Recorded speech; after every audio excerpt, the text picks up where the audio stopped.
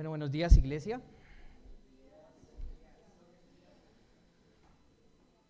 Bueno, nos vamos a ir organizando para poder iniciar este tiempo de compartir de la palabra.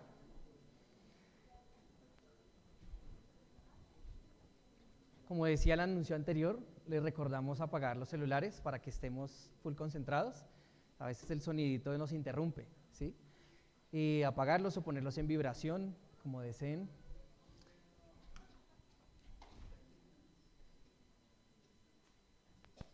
Bueno, iglesia, vamos entonces a iniciar. Ya terminamos el capítulo 20 con el pastor Alberto, entonces hoy iniciamos capítulo 21 del libro de los Hechos. ¿Alguien recuerda lo que vimos? Vimos con pastor Alberto hace 8 días. ¿Recuerdan más o menos?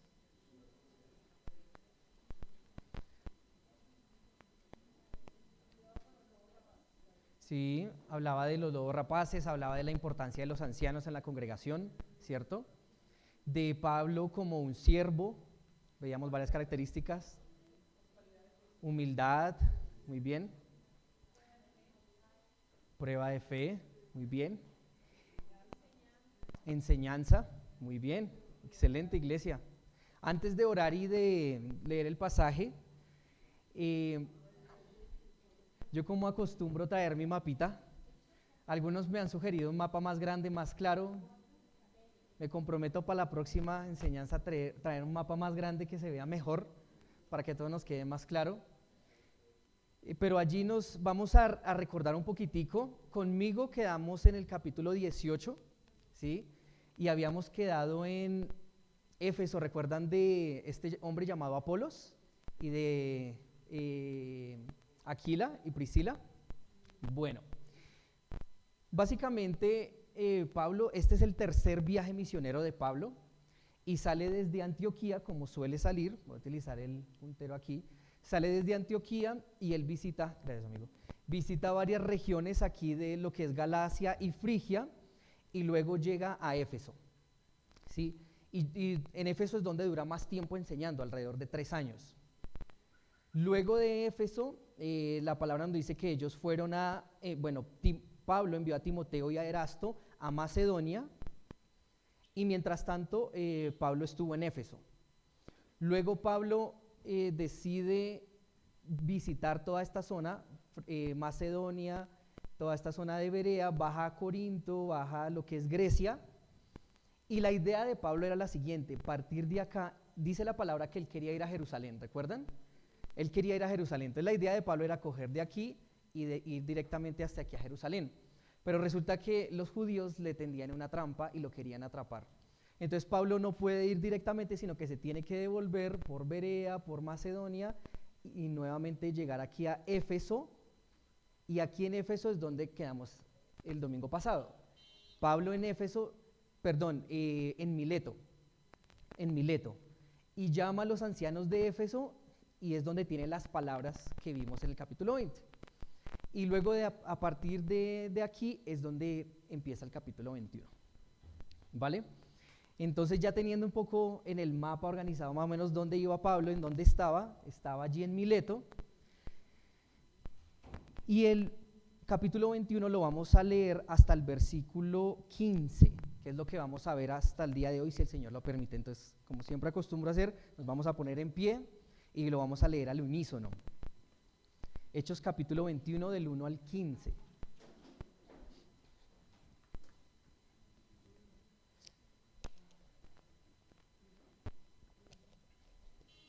¿Listos?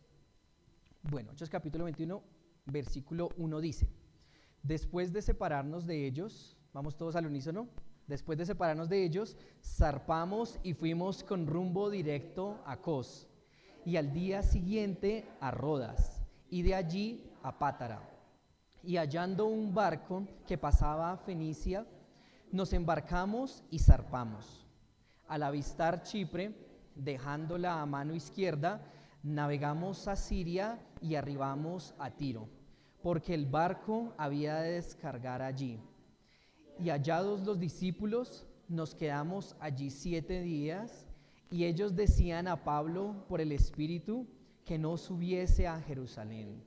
Cumplidos aquellos días, salimos acompañándonos todos con sus mujeres e hijos hasta fuera de la ciudad, y puestos de rodillas en la playa, oramos. Y abrazándonos los unos a los otros, subimos al barco y ellos se volvieron a sus casas. Y nosotros completamos la navegación saliendo de Tiro y arribando en Tolemaida. Y habiendo saludado a los hermanos, nos quedamos con ellos un día.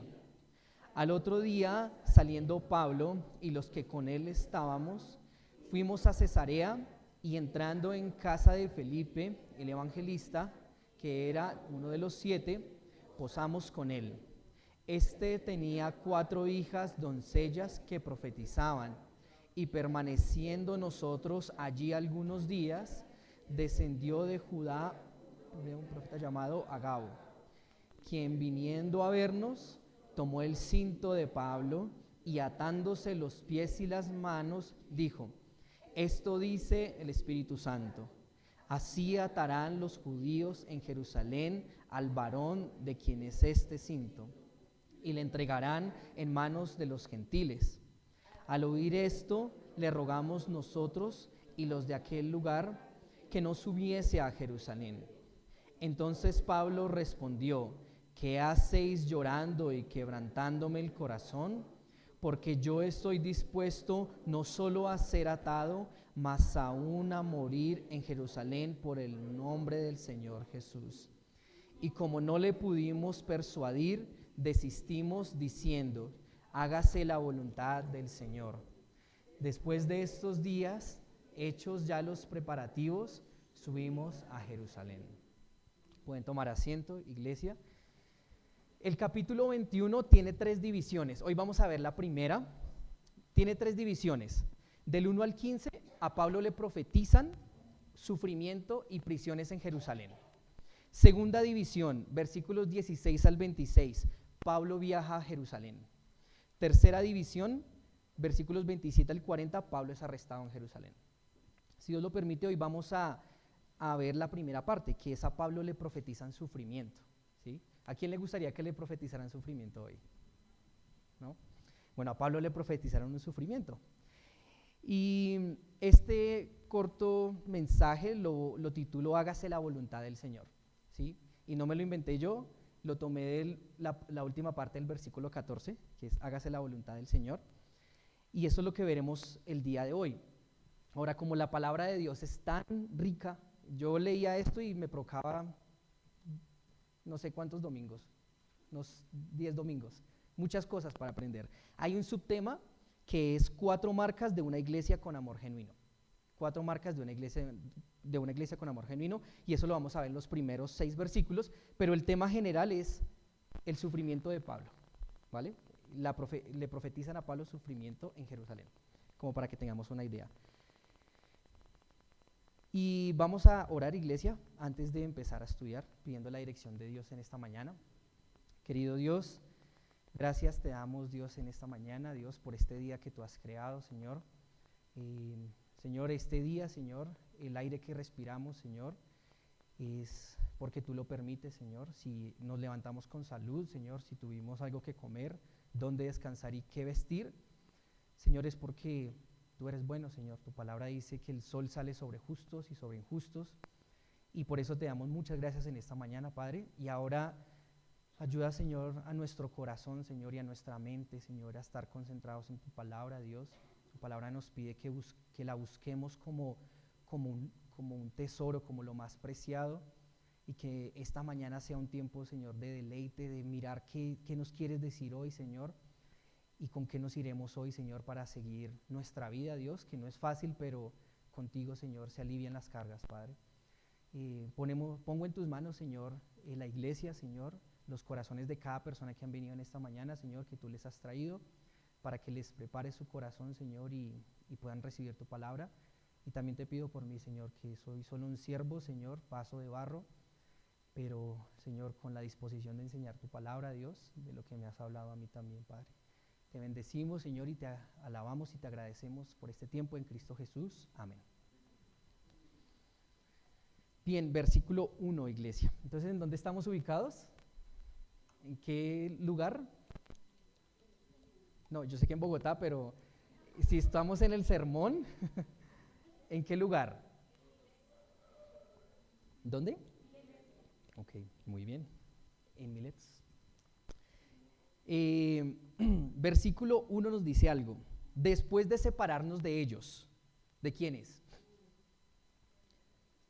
Pablo estaba con quiénes? Con los ancianos, ¿cierto? Había llamado a los ancianos, ¿cierto? A Mileto, los ancianos de Éfeso. Después de separarnos de ellos, zarpamos y fuimos con rumbo directo a Cos, y al día siguiente a Rodas, y de allí a Pátara, ¿vale? Entonces vamos a ubicarnos aquí en el mapa. Pablo está aquí en Mileto y dice que después de separarnos de ellos, ¿cierto? Ahora, la palabra aquí separarnos es interesante porque es arrancarnos, es habernos desgarrado, ¿sí?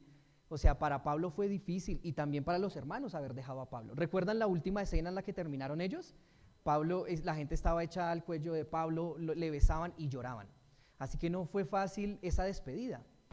Y por eso dice el autor aquí, después de casi que habernos desgarrado, de separarnos de ese momento, dice que zarpamos ¿a dónde? A Cos, que es este lugar, más o menos 65 kilómetros de Miletos, y de allí a Rodas, al día siguiente, perdón, aquí Pablo se quedó en Cos, al día siguiente fue a Rodas, y de allí a Pátara, ¿vale? Ahora, según los historiadores, una embarcación costera, se llaman estas en la que Pablo viajaba, era una embarcación pequeña, porque eran lugares cerca, ¿vale? Pero Pablo, ¿cuál era el destino? ¿Cuál era el destino de Pablo? Hasta acá. Y esto sí no era una embarcación pequeña, esto sí era un barco grande, que normalmente era de carga, que ya lo vamos a ver más adelante, que es el destino final de Pablo. Entonces llegó aquí a Pátara, y versículo 2 dice, y hallando un barco que pasaba a Fenicia, que Fenicia es lo que es la parte norte de Israel, que en este tiempo pertenecía a Siria, nos embarcamos y zarpamos, aquí en Pátara. Dice después, al avistar Chipre. ¿Qué es avistar? Como ver desde lejos, ¿no? Entonces iban por acá viajando, y después al avistar Chipre, dejando la mano izquierda, navegamos a Siria, esta parte de acá, y arribamos ¿a dónde? A Tiro, porque el barco había de descargar allí. Sí, como les decía, este sí era un barco grande que transportaba mercancía, por lo general cereales, y había de descargar allí. Entonces Pablo llega ¿a dónde? A Tiro. Muy bien. Versículo 4, vamos avanzando. Y hallados los discípulos, nos quedamos allí 7 días, y ellos decían a Pablo por el Espíritu, ¿que qué? Que no subiese a Jerusalén, ¿vale? Entonces, antes de entrar en este tema de que le decían por el Espíritu a Pablo que no subiese a Jerusalén, vamos a ver 4 marcas, como les decía, 4 marcas de una iglesia con amor genuino. Y la primera marca que vamos a hallar aquí la encontramos en el versículo 4, y es la hospitalidad, ¿sí? Dice acá, y hallados ¿qué? Los discípulos. O sea, Pablo halló los discípulos ¿en dónde? En Tiro, ¿cierto? Y yo me ponía a pensar, iglesia, y algo muy bonito de la iglesia es que es universal, ¿sí? Se puede estar aquí en Bogotá, mañana está en otro país o en otra ciudad, y siempre va a tener la oportunidad de acercarse a una iglesia y recibir de iglesia una bienvenida, un abrazo, ¿sí? Una grata bienvenida. Yo recuerdo cuando yo estuve en la India, que Dios me permitió estar allí un año, buscaba una iglesia. ¿Yo en dónde me congrego? En la India, en medio de templos con elefantes y demás.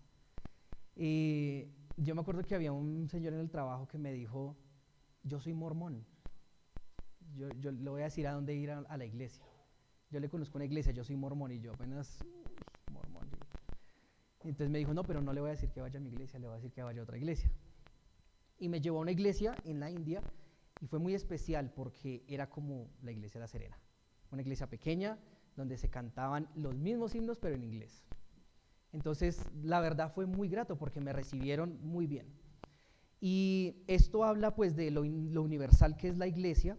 Y allí en Tiro, allí en este lugar Tiro, también había una iglesia que seguramente había sido fundada después de la persecución de Pablo, ¿no? Recuerden que Pablo estuvo persecución tremenda, lo que hizo que los creyentes, los discípulos, se esparcieran en diferentes regiones y hasta allí llegaron a Tiro. Y dice que tenía que esperar a que el barco dejara la carga, ¿no? Por lo general duraba, según los historiadores, alrededor de 3 semanas en descargar todo el barco. Era mucho tiempo. ¿Qué iba a hacer Pablo durante ese tiempo? ¿Qué iba a hacer Pablo? Él tenía afán de ir a Jerusalén, ¿no?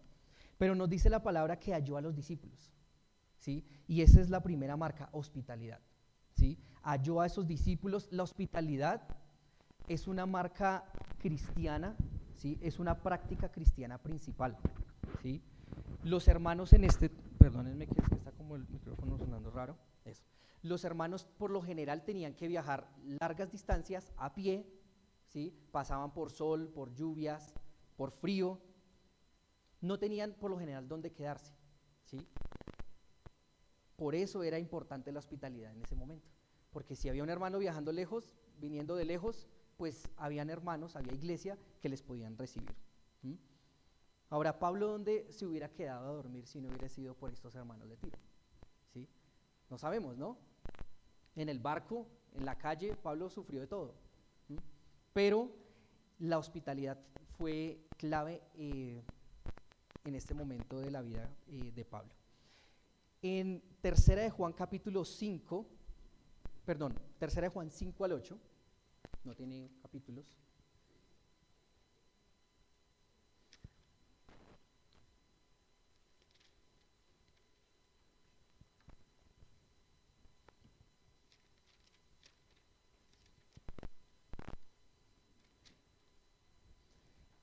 En Tercera de Juan vemos cómo aquí Juan elogia a un hombre llamado Gayo por su hospitalidad, ¿sí?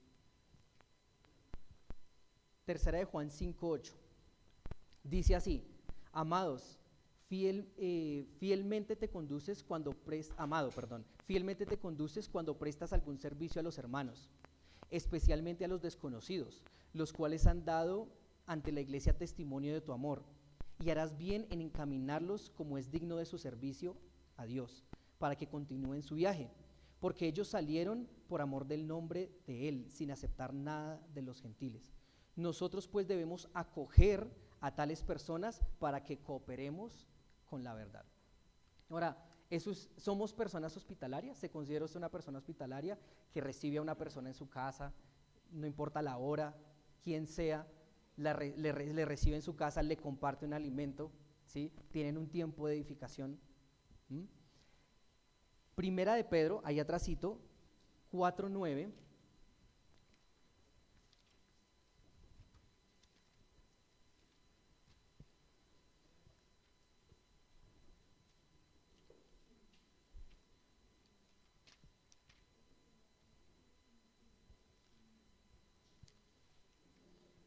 ¿Qué dice Primera de Pedro 4:9? Dice: hospedados los unos a los otros. O sea, el Señor nos manda a ser hospedadores, ¿sí? Pero dice algo: sin murmuraciones, ¿no? Porque a veces se presta para murmuraciones. Yo dejo que al hermano y empieza, uy, no, ese hermano es como perezoso, y empiezan a haber murmuraciones, ¿no? Se levanta tarde o no se baña los dientes, no sé. Sin murmuraciones. Romanos 12:13. Romanos 12:13.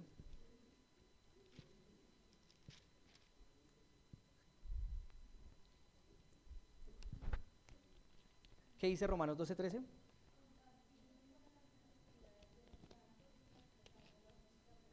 Entonces dice: compartiendo para la necesidad de los santos, practicando la hospitalidad, ¿sí? O sea, como creyentes debemos aprender eso, a ser hospitalarios, ¿sí? A compartir con los hermanos. Dice Hebreos capítulo 13, versículo 2, no vamos a leer, que Abraham incluso hospedó ángeles, ¿no? ¿Sí? Sin saberlo. Muy bien. Ahora, pregunta: ¿su hogar es un lugar de bendición? ¿Cómo puedo volver ese hogar que Dios me ha dado en arriendo propio para ser de bendición a mi hermano? ¿Sí? Para recibirle, para compartirle en un momento de necesidad. Hay hermanos con muchas necesidades en medio de la congregación, y Dios cómo nos ha regalado esa ese hogar para poder ser de bendición, ¿vale? Dice Gálatas 6, 9 al 10.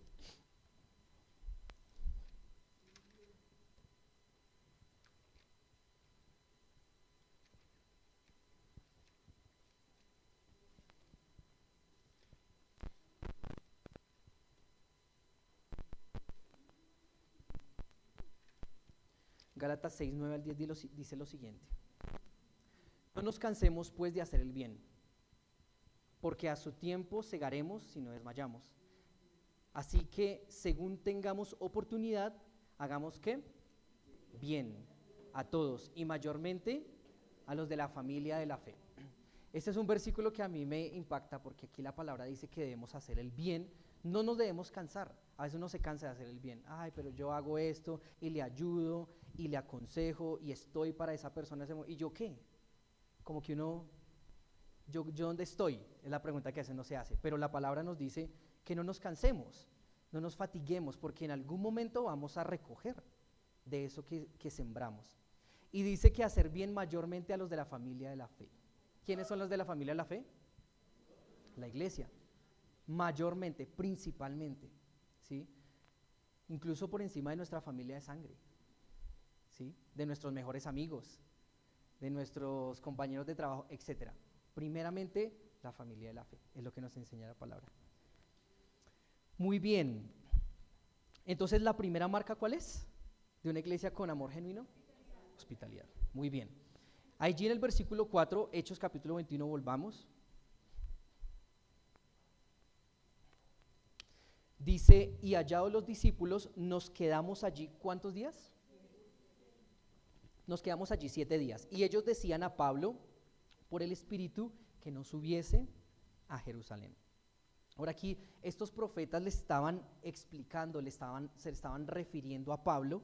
Le decían, Pablo, ¿para qué se va a Jerusalén? Usted va a sufrir. El Espíritu me dice que usted va a sufrir, ¿sí? Por favor, no vaya a Jerusalén. Lo que le decían los profetas. Ahora, Pablo en el capítulo 20 de Hechos, versículos 22 al 24, Pablo dice que estaba ligado en su corazón, en su espíritu, ir a Jerusalén, ¿cierto? Y que el Espíritu le había llevado, quería que fuese a Jerusalén. Pero él dice, no sé qué me va a pasar a mí, lo único que sé es que me esperan prisiones y tribulación. Es lo único que sé. Ahora, ¿cómo interpretar esto? ¿Sí? Por un lado, el Espíritu Santo me dice a mí que vaya a Jerusalén, así hayan prisiones y tribulaciones. Y por el otro lado, hay profetas que me dicen que no vaya a Jerusalén.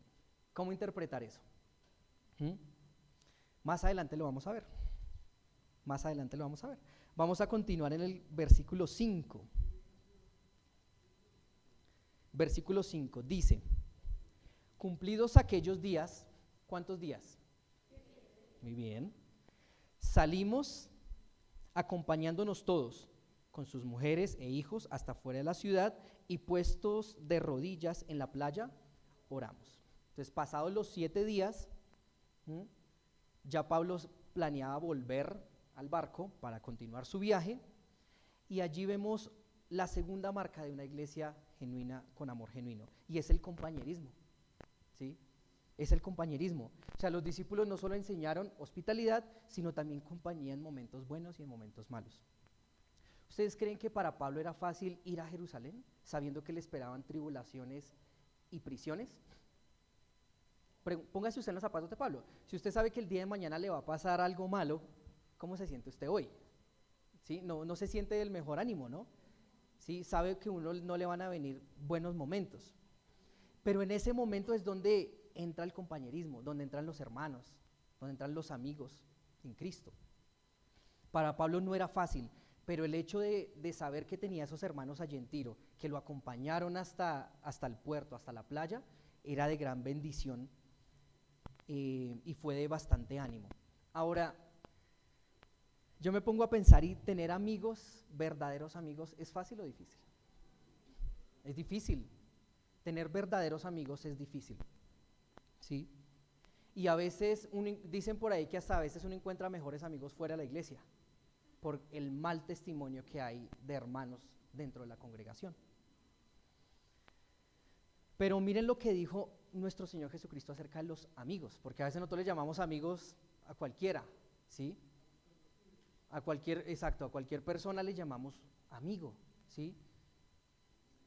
Ahora, hay muchos amigos, ¿cierto? Pero cuando hay salud y cuando hay dinero, ¿cierto? Y cuando no hay salud y cuando no hay dinero, ¿dónde están todos los amigos? ¿Verdad? Mire lo que dijo nuestro Señor Jesús en Juan capítulo 15, versículo 14.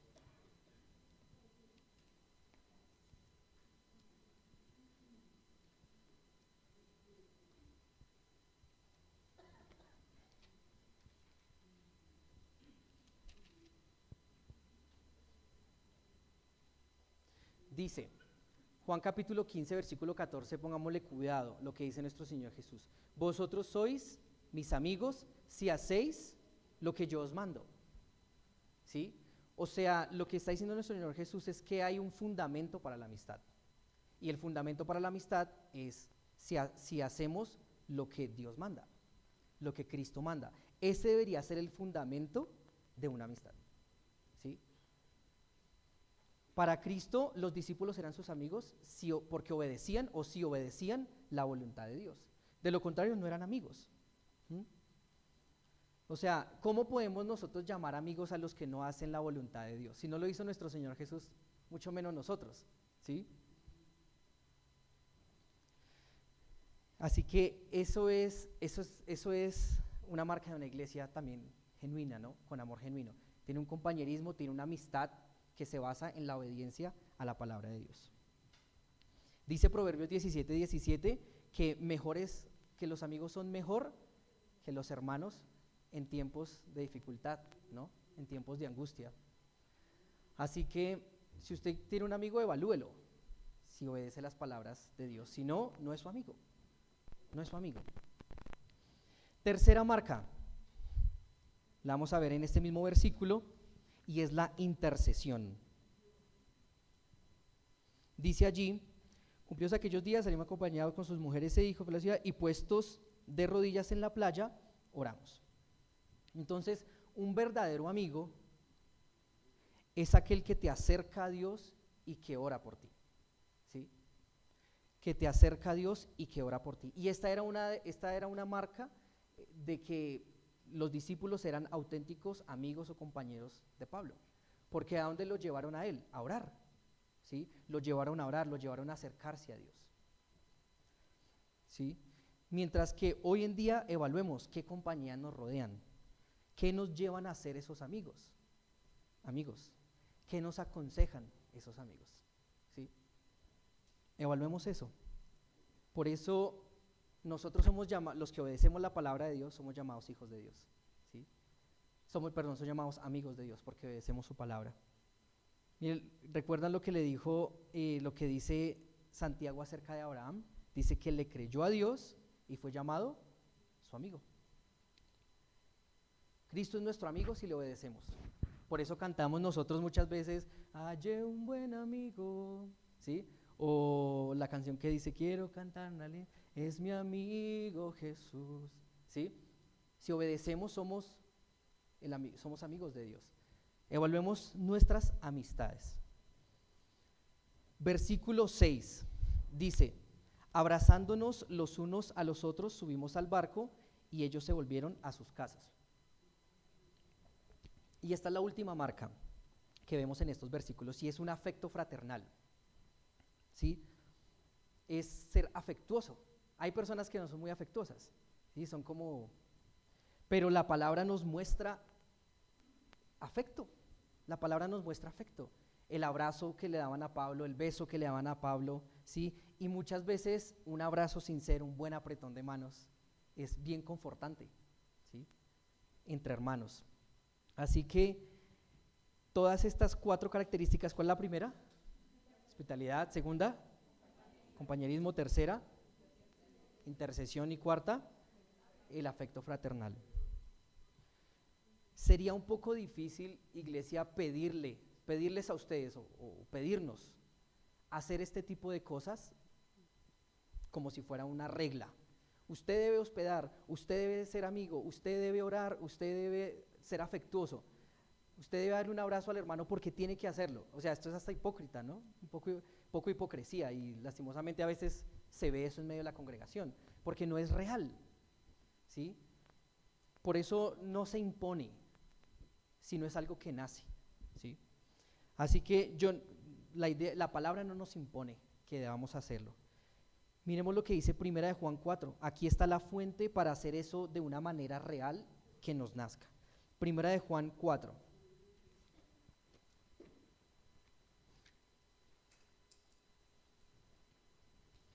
Primera de Juan capítulo 4, versículos 7 al 8. Miren lo que dice allí: amados, amémonos unos a otros, porque el amor es de Dios. Todo aquel que ama es ¿qué? Nacido de Dios y ¿qué? Conoce a Dios. El que no ama, ¿qué pasa? No ha conocido a Dios, porque Dios es amor, ¿sí? Así que no se trata de imponer amar porque usted tiene que hacerlo, no, sino eso es un reflejo tan normal y tan natural de que usted ha nacido de nuevo y que conoce a Dios. Y el autor es muy claro, dice: el que no ama, no ha nacido de nuevo, no conoce a Dios, porque Dios es amor, ¿sí? Porque Dios es amor. Así que no se trata de imponer, sino es simplemente un reflejo de que somos nacidos de nuevo. Continuando allí en este versículo, nos muestra la mayor muestra de amor. El autor dice: en esto se mostró el amor de Dios para con nosotros, en que Dios envió a su Hijo unigénito al mundo para que vivamos por Él. En esto consiste el amor, no en que nosotros hayamos amado a Dios, sino en que Él nos amó a nosotros y envió a su Hijo en propiciación por nuestros pecados, ¿no? Nos llama a amar la palabra, pero también nos da el mejor ejemplo de amor, que nuestro Señor Jesús, ¿sí? Y en eso consiste el amor. Entonces preguntémonos si hay amor en nuestros corazones, iglesia, por el hermano. Si hay amor, hay un hermano muy querido que de verdad lo admiro, porque si es madrugada, si es de noche, si es de día, si está cerca o si está lejos, siempre está ahí para uno. Y es: ¿qué le puedo ayudar? ¿Qué puedo hacer por usted? Le presto, voy, es espectacular, y eso es lo que Dios espera de su iglesia, ¿sí? Que lleguemos a un lugar donde nos preocupemos los unos a los otros, nos amemos, nos preocupemos, ¿sí? Donde nos sirvamos el uno al otro. Así que esto es algo también que nace porque hemos nacido de nuevo, ¿vale? Bien, ya estas son las 4 marcas y vamos a continuar con la palabra, lo que nos dice acerca de Pablo, ¿no? Versículo 7, dice así: y nosotros completamos la navegación saliendo de Tiro y arribando a Tolemaida, y habiendo saludado a los hermanos, nos quedamos con ellos un día, ¿vale? Entonces completaron la navegación, se fueron ¿de dónde a dónde? De Tiro y arribaron ¿a dónde? No Tolemaida ahí saliendo por Girardot, ¿no? ¿No? Que uno dice: uy, se vinieron hasta Colombia. No. Tolemaida, bueno, más o menos quedaba a unos 40 kilómetros de Tiro, y en Jueces capítulo 1 también se le conoce como Aco. Muy bien, entonces llegaron allí a Tolemaida, y ¿qué dice acerca de la hospitalidad? La volvemos a ver, ¿cierto? Dice que le recibieron y se quedó con ellos un día. Muy bien, entonces llegaron aquí a Tolemaida, es el siguiente destino en el que están. Siguiente, versículo 8. Al otro día, saliendo Pablo y los que con él estábamos, fuimos a Cesarea, y entrando en casa de Felipe el evangelista, que era uno de los 7, posamos con él. Si vemos todavía la hospitalidad, ¿no? El recibimiento, ¿no? El calor de los hermanos. Y allí nos habla de que había hermanos en ¿dónde? En Cesarea, exactamente, en Cesarea.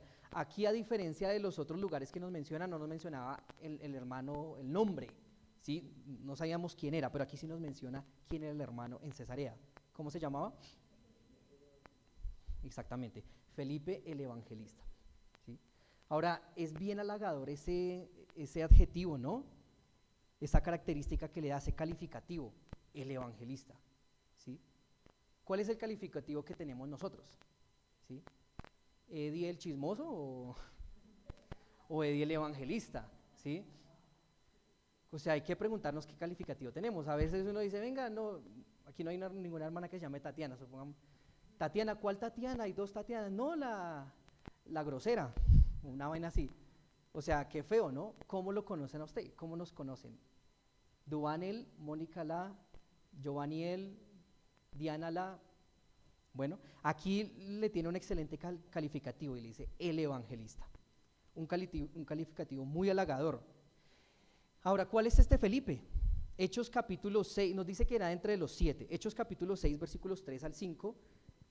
Yo creo que recordamos un poco ese pasaje, pero vamos a leerlo rápidamente. Hechos 6, 3 al 5.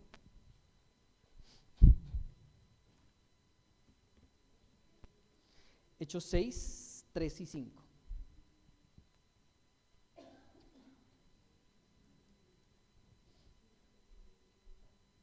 Buscad pues, hermanos, de entre vosotros a 7 varones de buen testimonio, llenos del Espíritu Santo y de sabiduría, a quienes encarguemos de este trabajo. Ya sabemos más o menos el contexto. Y nosotros persistiremos en la oración y en el ministerio de la palabra.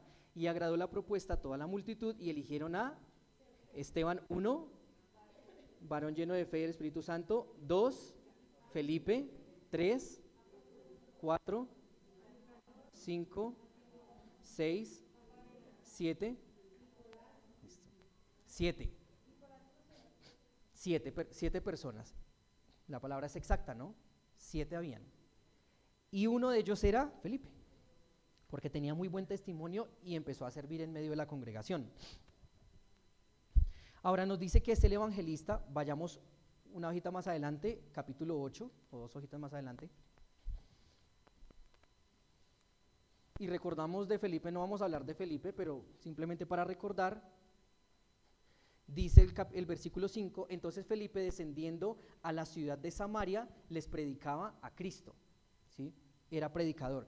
Si nosotros vemos más adelante, recordamos la historia del etíope, que Felipe le predicó al etíope, bueno, el evangelista. Ahora nos dice que ¿en dónde encontraron a Felipe? Pablo, ¿dónde encontró a Felipe?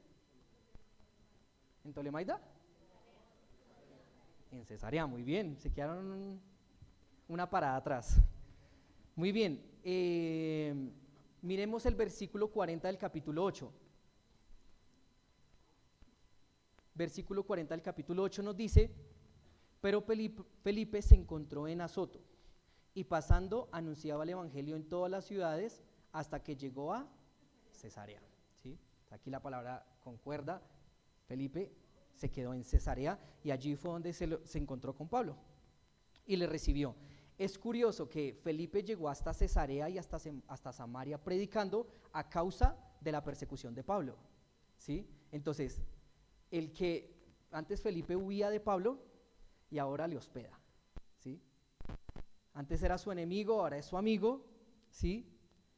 ¿Y eso cómo se llama? El evangelio. Eso se llama el evangelio de gracia, ¿sí? Eso es lo que hace reconciliar. Nos reconcilia primero ante Dios y también entre nosotros. Habían pasado más o menos 25 años desde que había llegado allí Felipe, dicen los historiadores, y nos dice algo acerca de Felipe. Versículo 9. Este tenía 4 hijas doncellas que profetizaban, ¿sí? Este es bien interesante este versículo, ¿no? Que profetizaban. ¿Cuántas doncellas? 4 hijas doncellas que profetizaban. Entonces aquí lo que nos habla es que efectivamente esas mujeres tenían el don de profecía, ¿sí? Ahora no voy a hablar acerca del don de profecía, que lo hemos hablado varias veces, pero sabemos que tenía un propósito en la iglesia cuando se estaba fundando, ¿sí? Porque la palabra no estaba escrita, entonces necesitaban revelación. Hoy en día tenemos la palabra escrita completa, de Génesis hasta Apocalipsis, no necesitamos profecía, necesitamos estudiarla, básicamente. Pero ¿por qué ellas profetizaban? Estaba básicamente dándose el cumplimiento de Joel capítulo 2, versículo 28, que es lo mismo que vemos en Hechos capítulo 2, en el discurso de Pedro. ¿Recuerdan lo que decía? En los postreros días vuestros hijos y vuestras hijas profetizarán. Vayamos a Hechos capítulo 2, para que no sea como si yo lo estuviera diciendo, sino lo que dice la palabra. Hechos capítulo 2, versículo 17. Allí está citando a Joel, si lo quieren ver más adelante o después, Joel 2:28. Y dice, en los postreros días, dice Dios, derramaré mi espíritu sobre toda carne, y vuestros hijos y vuestras hijas profetizarán, y vuestros jóvenes verán visiones, y vuestros ancianos soñarán sueños. ¿Sí? Entonces, no es nada más que un cumplimiento de esa profecía. Ahora, aquí en ningún lado dice que ellas fueran pastoras, ni que fueran ancianas, ni que fueran maestras, ni que tuvieran ningún tipo de liderazgo en la congregación. ¿Sí? Porque es que de aquí se toman también para apoyar falsas doctrinas que no se acomodan a la palabra, como que la mujer debe ser pastora y puede predicar, etcétera, etcétera, etcétera. Y ya hemos visto, de hecho, también con Priscila de Aquila un ejemplo. Aquí simplemente nos dice que eran que profetizaban. Ahora es interesante que aquí no le profetizan a Pablo, ¿sí? Es interesante. Y ellas tenían su don de profecía en orden, ¿sí? Según el orden eclesiástico, que es, obviamente el varón es el que debe estar al frente, ¿no? Se mantenía en orden ese don. Ahora, hay algo interesante. Dice que estas hijas eran ¿qué? Doncellas. Doncellas. ¿Saben qué quiere decir en la palabra doncellas? Jóvenes, señoritas. Bueno, en la palabra se refieren a mujeres no casadas, ¿sí? Se refieren a mujeres no casadas y tal vez por eso era la razón que todavía vivían en la casa de Felipe. No eran casadas. Ahora, Pablo se refiere también a las doncellas en 1 Corintios capítulo 7. 1 Corintios capítulo 7.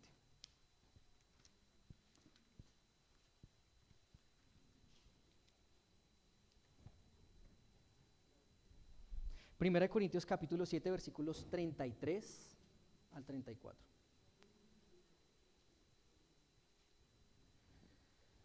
Dice, pero el casado tiene cuidado de las cosas del mundo, de cómo agradar a su mujer. Versículo 34. Hay asimismo diferencia entre la casada y la doncella, la casada y la no casada. La doncella tiene cuidado de las cosas del Señor para ser santa, así en cuerpo como en espíritu, pero la casada tiene cuidado de las cosas del mundo, de cómo agradar a su marido. Entonces, las mujeres casadas deben encargarse, dice que, versículos anteriores también habla de que tienen como su corazón dividido los casados, los que somos casados, porque tenemos que cuidar de nuestra esposa, de mujeres de su esposo y de las cosas de este mundo, ¿no? El hogar y demás. Pero la mujer doncella tiene un privilegio. Y es que se puede dedicar 100% al Señor, ¿sí? La mujer no casada, la mujer que no tiene que ocuparse ni de su esposo ni de su hogar, dice la palabra que se puede, dice la doncella, versículo 34, tiene cuidado de las cosas del Señor para ser santa, así en cuerpo como en espíritu, ¿sí? En otra versión dice que la doncella se afana por las cosas del Señor, se afana por estar delante del Señor consagrada en cuerpo y en espíritu. No dice que se afana por conseguir esposo, ¿sí? O al varón que se afana por conseguir esposa, sino que se afana por estar delante del Señor limpia, pura, en cuerpo y en espíritu. Es un gran privilegio, es un gran privilegio. Así que, bueno, estas mujeres, 4 hijas doncellas, también podría referirse a que cuando dice que profetizaban, era porque estaban consagradas al servicio, consagradas al Señor. Versículo 10, vamos continuando. Entonces, ¿en qué vamos? ¿En dónde está Pablo? En Cesarea. ¿Y se encontró con quién? Y Felipe tenía 4 hijas doncellas. Muy bien. Versículo 10 dice, y permaneciendo nosotros allí algunos días, descendió de Judea un profeta llamado Agabo, ¿sí? Este es el mismo Agabo que vemos en capítulo 11 de Hechos, ¿sí? En capítulo 11 de Hechos, vayamos allí, Hechos 11.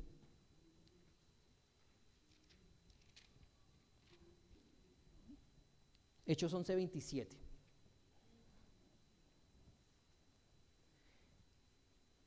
Dice, en aquellos días unos profetas descendieron de Jerusalén a Antioquía, y levantándose uno de ellos llamado Agabo, daba a entender por el Espíritu que vendría una gran hambre en toda la tierra habitada, la cual sucedió en tiempo de Claudio.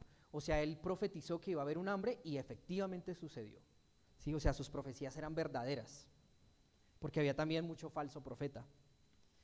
Eso sucedió alrededor de 15 años atrás. Versículo 11, vamos a ver qué dijo este profeta.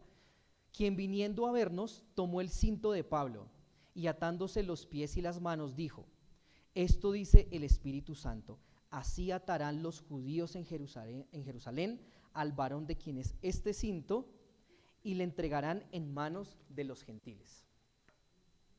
Ahora es interesante lo que hace Agabo. ¿Qué hizo Agabo? Tomó un cinto, ¿de quién? De Pablo, y se lo amarró en las manos y en los pies, ¿cierto? Esto me recuerda un poco a la forma en que los profetas también en el Antiguo Testamento daban sus profecías, ¿sí? ¿Recuerdan a Ezequiel? Ezequiel tuvo que coger barro, greda, o en la palabra dice adobe, greda, y construir a Jerusalén como en una maquetica. Después rodearla de ejército, ¿sí? Y después colocar como una lámina que separaba a Ezequiel de Jerusalén. Y así dio a entender que iban a rodear a Jerusalén y que había una lámina, que había algo que separaba a Dios de Jerusalén por su pecado. Entonces, este tipo de símbolos también lo utiliza aquí Agabo para poder mostrarle a Pablo lo que va a acontecer.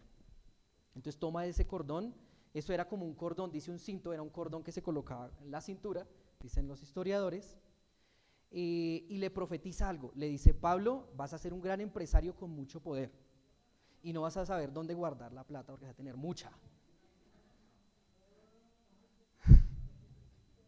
Se ríe Jason.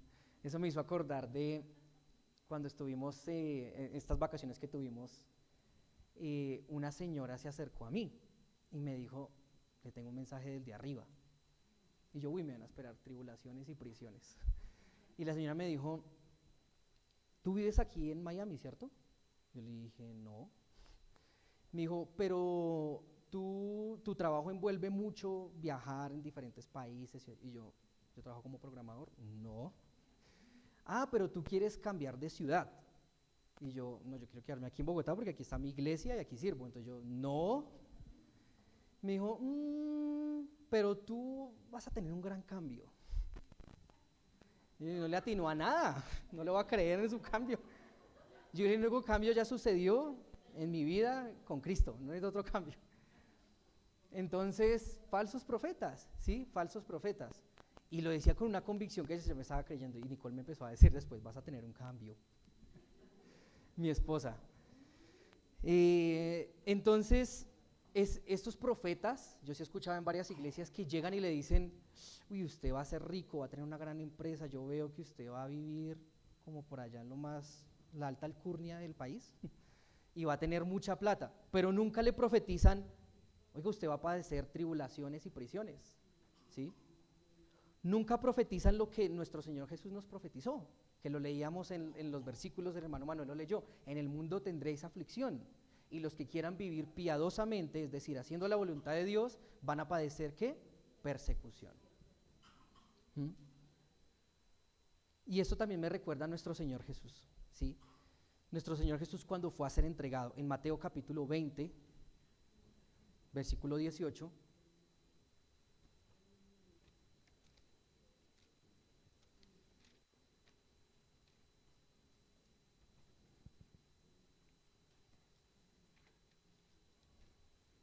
Mateo capítulo 20, 18 y 19. Dice lo siguiente: he aquí subimos a Jerusalén, y el Hijo del Hombre será entregado a los principales sacerdotes y a los escribas, y le condenarán a muerte, y le entregarán a los gentiles para que le escarnezcan, le azoten y le crucifiquen, mas al tercer día resucitará. ¿Sí? Le pasó también a nuestro Señor Jesús, ¿sí? Le iban a entregar a los gentiles y le iban a escarnecer y le iban a azotar, iba a sufrir e iba a morir, ¿sí? Pero que dice que al tercer día iba a resucitar. Y así como Él resucitó, iglesia, dice la palabra que seremos resucitados con Él también, Y ahí sí vamos a tener y ahí sí tenemos una profecía de prosperidad, de paz y de salud, que es en el cielo, no acá. ¿Sí? Aquí nos esperan tribulaciones y más con esta sociedad como está, cada vez peor. Pero tenemos una profecía de prosperidad de verdad, de gozo, de paz, de tranquilidad, de sosiego, y es en el reino de los cielos, como lo aprendíamos con Duván.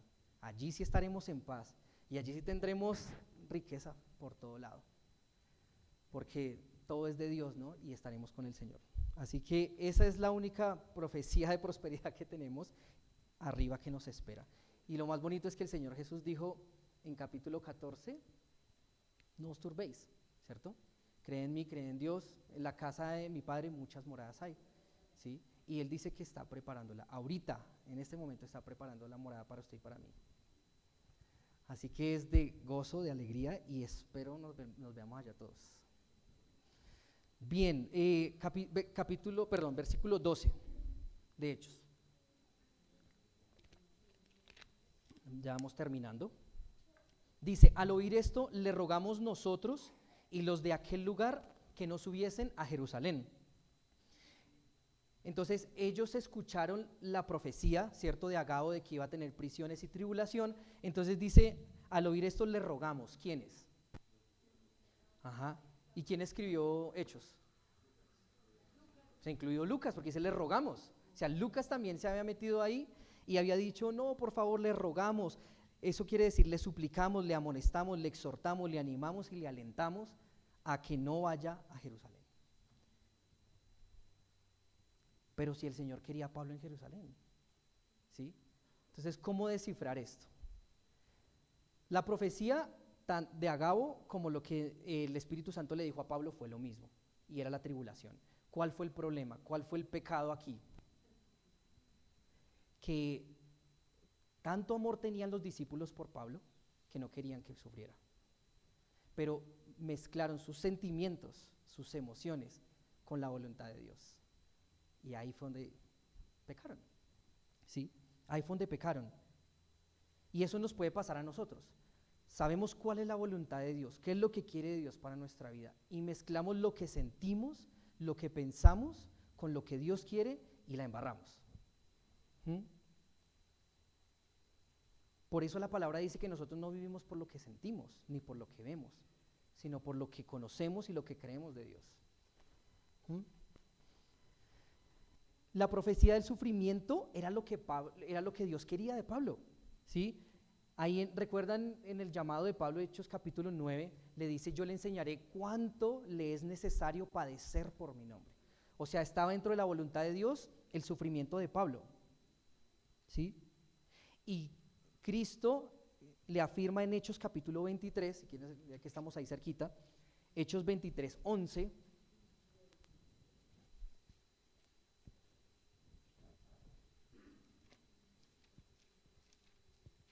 Hechos 23, 11 dice lo siguiente, eso lo vamos a ver más adelante, como un pantallazo, dice, a la noche siguiente se le presentó el Señor y le dijo, ten ánimo, Pablo, pues como has testificado de mí en Jerusalén, así es necesario que testifiques también en Roma. O sea, así como testificó en Jerusalén, así debía testificar en Roma. O sea que para Dios, Pablo sí debía testificar en Jerusalén, ¿sí? O sea, Pablo sí debía pasar por ese tipo de sufrimiento. Ahora, es extraño decirlo, pero es verdad, muchas veces Dios quiere que suframos, ¿sí? Que pasemos por alguna prueba, por alguna tribulación, etcétera, ¿cierto? Es lo que Dios quiere, pero si es lo que Dios quiere es lo mejor, porque es su voluntad, y su voluntad dice que es buena, agradable y perfecta, ¿sí? Yo prefiero estar en la voluntad de Dios, así me cueste sufrir, y no fuera de la voluntad de Dios, mal, creyendo que estoy bien, y la verdad es que estoy perdido, desorientado, descarriado. Así que, sí, Dios quiere que suframos muchas veces, ¿sí? Y debemos saber afrontar esos momentos, debemos estar preparados, es la palabra. Como aprendíamos el miércoles con Jaime, nos decía, a veces llega la prueba, llega la tormenta, y nos coge y nos da 3 vueltas y nos patea y nos deja ahí en el piso, porque no estábamos preparados. Pero si estamos preparados, a través de la lectura de la palabra, de la oración, del consagrarnos a Dios, en ese momento que llegue no va a ser tan difícil y va a ser más llevadero, ¿sí? Y Pablo eso lo tenía supremamente claro, ¿sí? Pablo lo tenía supremamente claro. Y ya lo vamos a ver en el siguiente versículo. Pero antes de ello, Pablo siempre quería hacer lo que el Espíritu Santo le decía. Cuando él intentó ir a Asia, que eso es algo interesante, Pablo quería ir a este lugar en su segundo viaje misionero y el Espíritu Santo no se lo permitió. Y uno dice, pero si era algo bueno, o sea, yo quería ir a predicar la palabra, ¿por qué Dios no me va a dejar? ¿Se han preguntado eso? Pero aquí el Señor dijo, no es el momento. Uno puede tener las mejores intenciones, los mejores planes, buenos, no son malos, pero si no es el tiempo, si no es el momento, si no es lo que Dios quiere, no se hace. Y debemos estar tan sensibles a la palabra de Dios para poder discernir ese tipo de cosas. Pablo siempre estaba dispuesto a obedecer lo que dijera el Espíritu Santo. La lección aquí es seguir nuestros sentimientos o nuestro corazón, que también lo hablaba en el devocional hoy de alabanza, por lo general en contra de los planes de Dios, nos va a alejar de Él. Yo tenía un amigo en un trabajo, que Juan conoce, y él decía, él no es creyente, pero él decía, independientemente de la religión, si es cristiano, judío, islámico, budista, lo que sea, lo importante es seguir el corazón. Y la palabra dice que el corazón es perverso, es malo y es engañoso. ¿Cómo decir que seguir su corazón está bien? Y tuvimos ahí un debate, pero seguir el corazón, miren lo que le pasó a los discípulos, por seguir su corazón y sus sentimientos, le estaban casi que diciendo a Pablo que no hiciera lo que Dios quería. ¿Sí? Así que Dios nos creó igual con sentimientos, ¿no? No podemos decir, ay, no puedo sentir, no. O sea, Dios nos creó con sentimientos, con emociones, pero debemos saber discernir qué es lo que quiere realmente Dios de nuestra vida. ¿Recuerdan cuando Pedro intentó decirle a nuestro Señor Jesús que no fuera a la cruz? Tremendo, y eso fue su corazón. Mateo 16, veámoslo.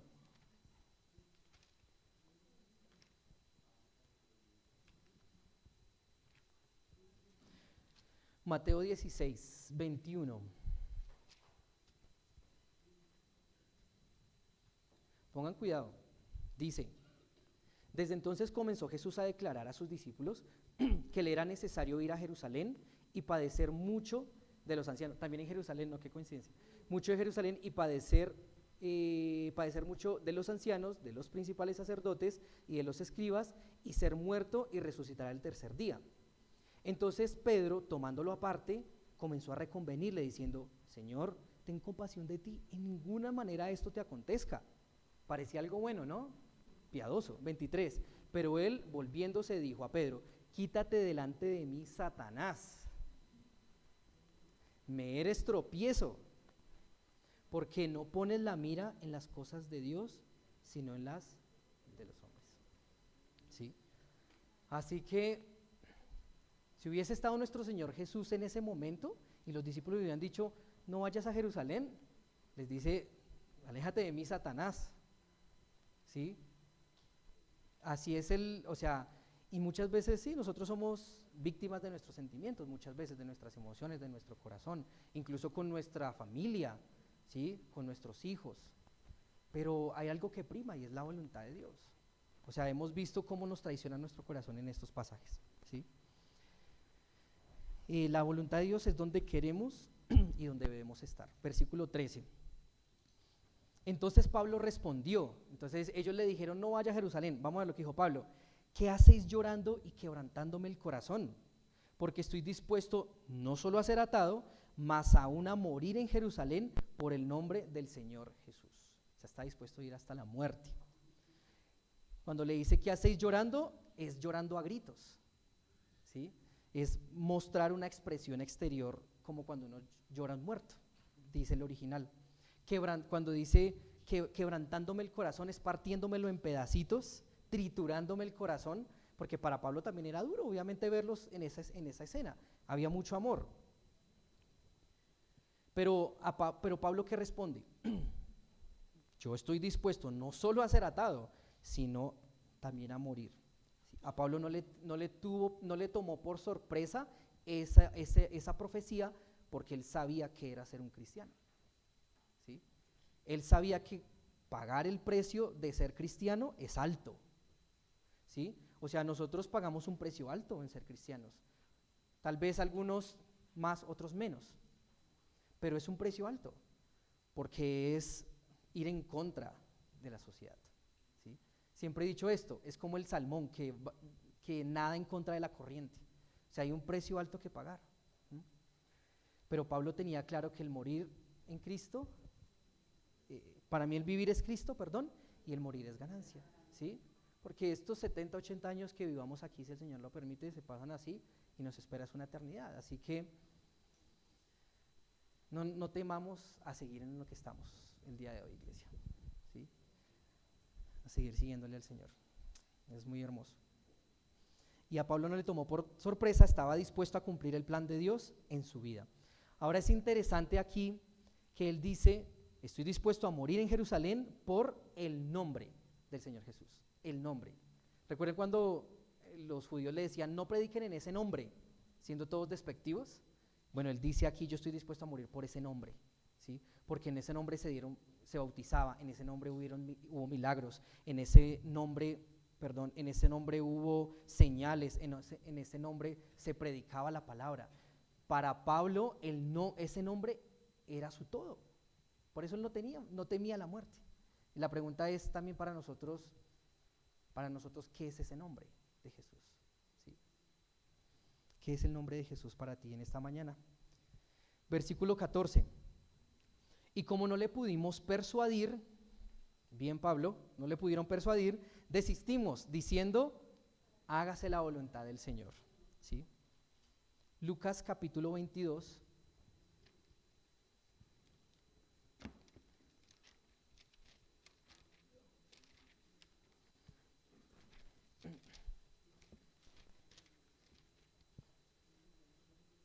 Versículo 42.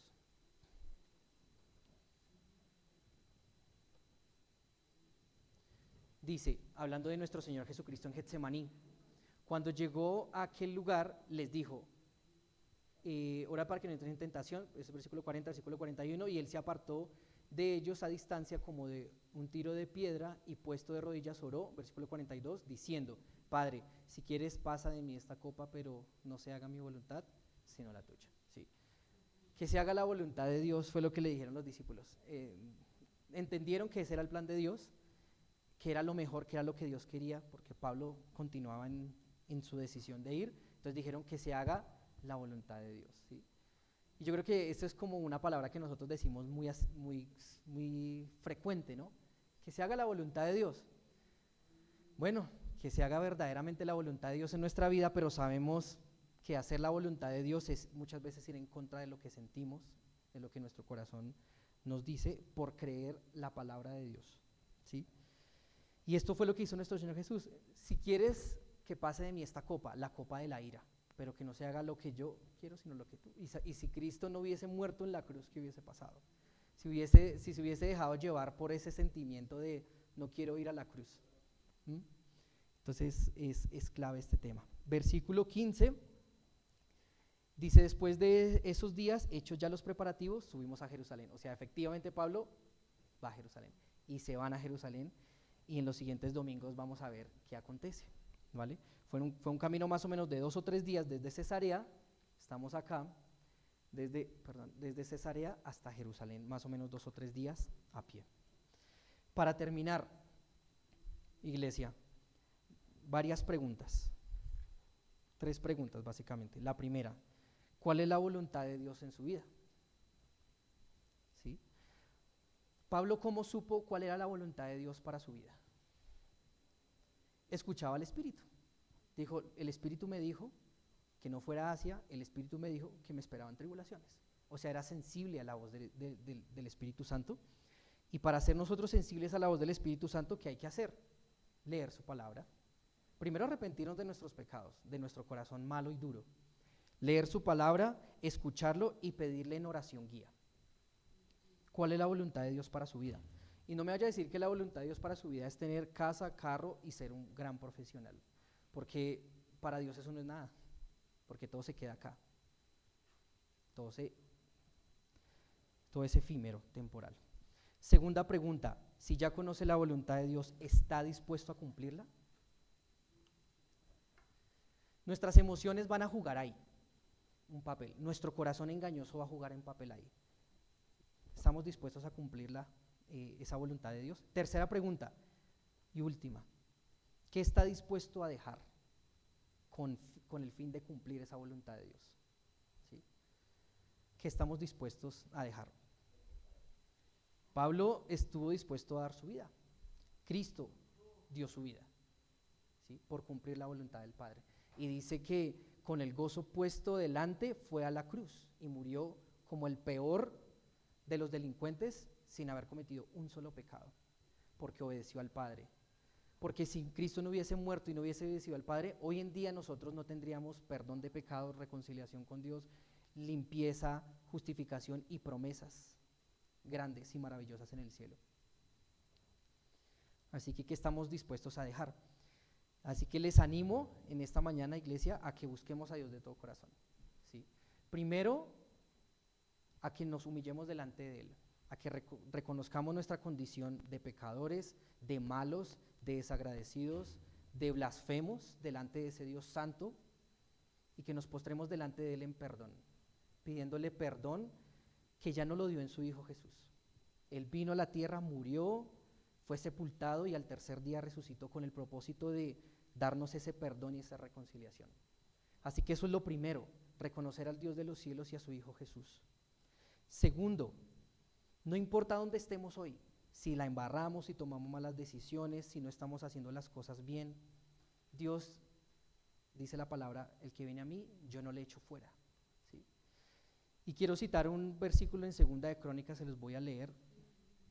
Aquí está hablándole Dios a Salomón en favor de su tierra, en favor de su pueblo, ¿sí? Es un principio, no digo que esto nos aplique a la iglesia, pero es un principio. Dice en 2 de Crónicas 7, 13 y 14, si yo cerrare los cielos para que ya no haya lluvia, y si mandare a la langosta que consuma la tierra, y si enviare pestilencia a mi pueblo, es decir, si yo trajere castigo a mi pueblo por su desobediencia, versículo 14, si se humillare mi pueblo, sobre el cual mi nombre es invocado, y oraren y buscaren mi rostro, y se convirtieren de sus malos caminos, entonces yo iré de los cielos y perdonaré sus pecados, ¿sí? No importa lo que hayamos hecho, bueno, hoy, ¿cómo estamos? ¿Qué Dios quiere de mi vida? ¿Qué quiere Dios que me arrepienta y que empiece de nuevo? Para hacer su voluntad. Él está en los cielos escuchándonos. Gracias, Señor, te damos en esta mañana por tu palabra, Dios, por enseñarnos a través de ella. Sobre todo te agradecemos, Dios, por tu Hijo Jesús, quien no rehusó hacer tu voluntad, a pesar del dolor que le significaba y la angustia que tuvo horas antes de ir a la cruz. Con el gozo puesto delante fue a la cruz para cumplir el propósito tuyo, Señor, que es de reconciliar al mundo contigo, Señor, a través de Jesús. Y hoy, Señor, gozamos de esa gran bendición, gozamos de saber, Señor, de que no debemos hacer muchas cosas, Señor, solo creer en tu Hijo Jesús, humillarnos delante de Él, vivir para Él, y tendremos, Señor, esa salvación, ese perdón de pecados, esa herencia en los cielos. Y ayúdanos, Señor, así como hizo nuestro Señor Jesús para ir a la cruz, Señor, a nosotros. Primero que todo, saber qué quieres, Señor. ¿Qué quieres de nuestra vida? ¿Qué quieres?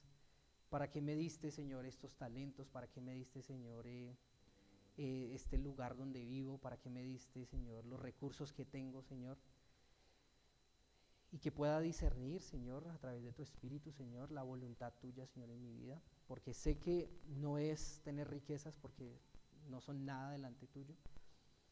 Y que me ayude, Señor, a que mis sentimientos y mi corazón, Señor, no me traicione, Señor, y no nos traicione, Señor, de ir en contra de tu voluntad, sino que a pesar de lo que sentimos, Señor, podamos creer sobre esos sentimientos en tu palabra, y que estemos dispuestos también a dejar, Señor, el pecado, Señor, que hay en nuestra vida que nos agobia, que estemos dispuestos a dejar lo que sea necesario, Señor, con tal de cumplir tu voluntad, Señor, en nuestra vida. Gracias, Señor, por el ejemplo de Pablo y sobre todo por el ejemplo de tu Hijo Jesús. En Cristo Jesús oramos. Amén.